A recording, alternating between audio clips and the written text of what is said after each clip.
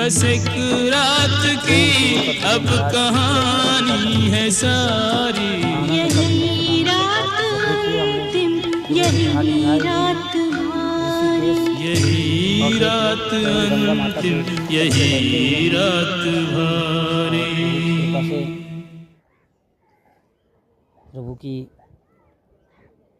कृपा से धर्म प्रचार में आना हुआ यहाँ, और बहुत सारे लोगों का कहना है कि हम तो यही नदी किनारे ही रहते हैं, तो हमको कुछ करने की ज़रूरत ही नहीं है। हम जाते हैं इलाहाबाद में भी लोग कहते थे कि हम नदी किनारे रहते हैं, इसको कोई ज़रूरत नहीं है। जो नदी किनारे रहता है उसको कोई ज़रूरत ही नहीं है। और भगवत कृपा से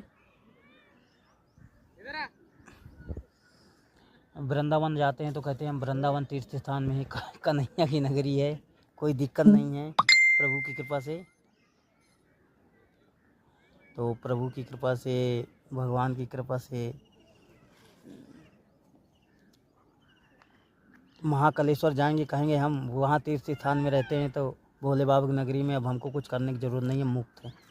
ये गलत फ्रेमी में संसार वाले ऐसे पड़े हुए हैं भगवत कृपा से कि भगवान विष्णु जबकि गरुड़ पुराण में कह रहे हैं अगर गंगा नदी में ही तट में रहने से ही अगर किसी का कल्याण हो जाए तो सबसे पहले मछली जीव जंतु जो भी नदी में रहते हैं, जल में रहते हैं, उनका कल्याण हो जाएगा। अगर ऐसे ही कल्याण होना ही होगा तो प्रभु की कृपा से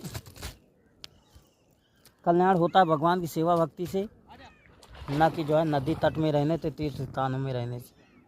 तीर्थ स्थान में भी रहने से लोग नरक में जाते हैं, भगवान की सेवा भक्ति नहीं करेंगे तो प्रेम से बोलो भगवत कृपा से ये मानते नहीं रखता, मान्यता ये रखता है कि आप भगवान की सेवा भक्ति कितना किए हो। प्रेम से बोलो सतगुरु महाराज की जय, परम पिता परमेश्वर की जय, पर आनंद कंद प्रभु सदानंद सरकार की जय प्रभु।